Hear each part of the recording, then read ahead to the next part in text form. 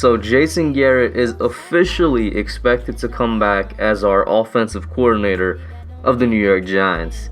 Now, is this really a surprise to people out there, man? I mean, I feel like we've known this for at the very least about a month now, for at the most several months now. I mean, and I've been the head of Get Rid of Jason Garrett train since essentially week 4.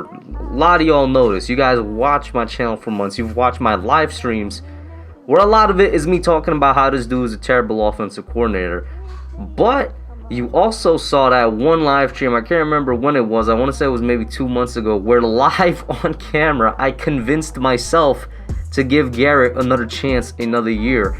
And I also convinced myself of the fact that he's going to be back this year for the Giants, because there's honestly a lot of, plausible reasons that the Giants offense was as terrible as it was last year. And while Garrett is a couple of those reasons, it's also the offense itself. You know what I'm saying? It's a two-way street. So I guess that's what we're going to talk about, because Giants Twitter last night was in a little bit of an uproar for something that I think 99% of us expected us to happen.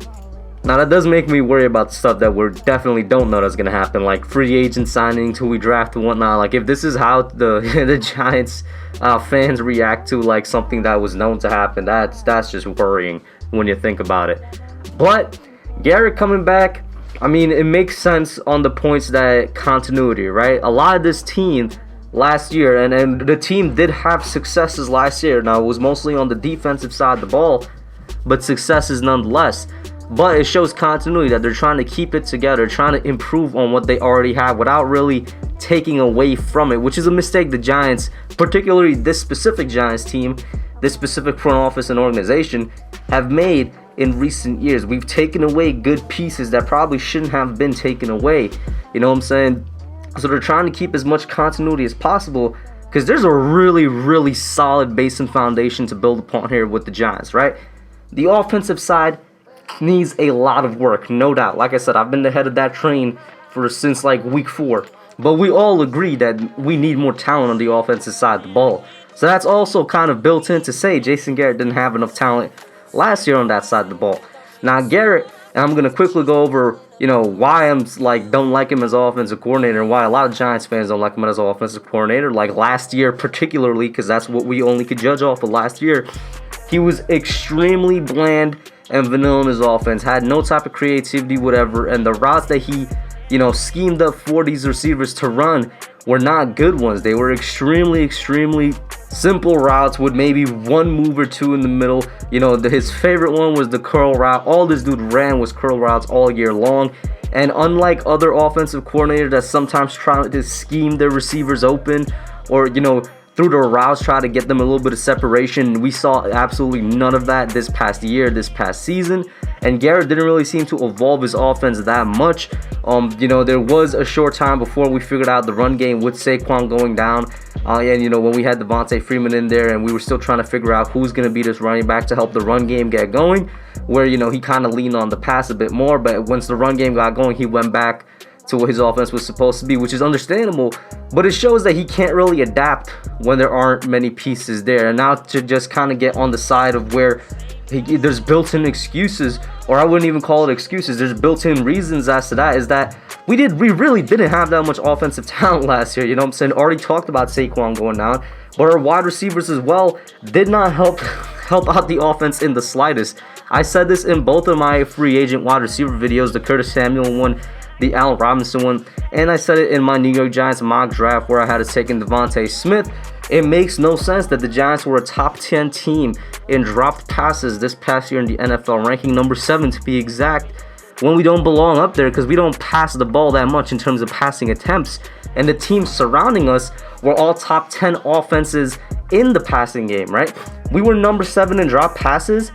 Almost every other team there was a top 10 team in passing offense that had the drop passes. So it makes sense. The more you pass the ball, the more opportunities there are for that ball to be dropped by the receiver. That's why teams like the Chiefs were up there. That's why teams like, I think the Texans were up there. You know what I'm saying? The Steelers were up there. They were number 15. That was the only non-number 10 team up there. The Buccaneers were up there. These teams make sense to be up there. They air the ball out a lot. The receivers are going to drop the ball quite a few more times. The Giants were the only team that was ranked 29th. I think it was 29th to 30th. Basically, the bottom of the league in passing offense that had that many drop passes. So it's not like Garrett had much help either. It's a two-way street. He didn't help us out. We didn't help him out. So it makes sense that they kept the dude. Now, of course, where it gets a little tricky and it gets a little confusing is that I don't think Jason Garrett and Joe Judge have a good relationship. Now, Judge hasn't exactly been singing this man praises or anything like that, and he doesn't necessarily do that for any other coach on the team except for Patrick Graham, which makes a lot of sense. I mean, Patrick Graham does deserve, his praises to be sung, but it also looks like him and Judge have a good relationship together. They went to the Senior Bowl scouting together, as we saw, from Bobby Skinner's video. Shout out to Bobby Skinner and Justin Pennick over at Talking Giants there. They have good stuff. We see them doing scouting together. It seems that they do a lot of work outside of football together. They have a good working relationship and maybe even personal one. We don't see that with Jason Garrett and Joe Judge, or even Jason Garrett and Patrick Graham, or Jason Garrett and really anybody else on this coaching staff. And then, of course, there's the whole Mark Colombo thing as well. Like, let's not pretend that Mark Colombo was probably a guy brought onto the staff by Garrett, and Colombo was a guy that had a lot of issues with Joe Judge, and that's why Colombo was fired, because he had issues with the head coach and because he got into, a fight with the head coach, basically. So, Garrett, it doesn't really build his case up to Judge. And then, of course, there's the fact that in the last pregame press conference, so week 17 against Dallas, Jason Garrett kind of sidestepped a question when he was asked about whether or not he's going to be back with the team. And he was just like, let's focus on this week, basically, because even he wasn't sure if he's going to be back with the team. And then getting back to Judge, like I said, Judge doesn't even really talk about Garrett that much. Whenever he's asked about the offense, he never mentions the offensive coordinator. He always talks about the players, which you could always say, yes, that's head coaching speak. I'm saying that's something that Judge would do. But like when he talks about the defense, for sure he's gonna mention Patrick Graham somewhere and give credit to Graham. So it doesn't even, that's just to add on to where it might be a bit weird to have Garrett back. It doesn't seem like he has the best working relationship with our head coach, which is not a good thing. I hope it changes, and I hope right now it's just all optics, and in reality they work perfectly fine together. We'll see. And I talked about Mark Colombo and whatnot. Of course, we're still looking for that new offensive line coach. I had a video out on that about 3 possible candidates, or maybe it was 4. My guy is Ben Wilkerson, hired from within. He's been with the Giants since 2018, so since Pat Shurmur, he's been an offensive line assistant since then.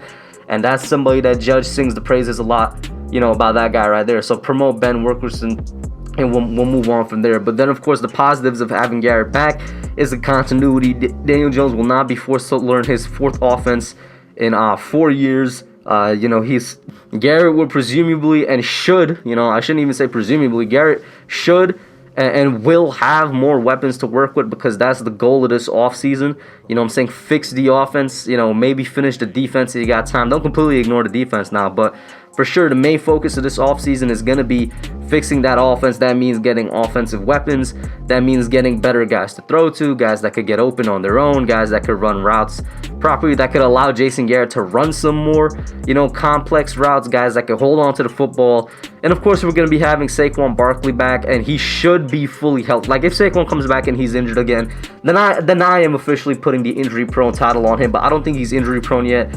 I think and I hope that he's going to have a great comeback, and that alone is going to help your offense out a lot, and we can see what Garrett does with that there. But I'm not sure why a lot of people are so surprised and taken aback by this. When you really get into it, listen, I don't feel great about the hire. You know what I'm saying? I've already said several times I'm not a Jason Garrett dude, but it's not exactly the worst thing to happen. You know what I mean? So, let me know what you think. Put your thoughts and comments down below. Like, share, subscribe, and I'm out. Thanks for watching. Don't forget to like, comment, subscribe, and share. I'll catch y'all in the next one.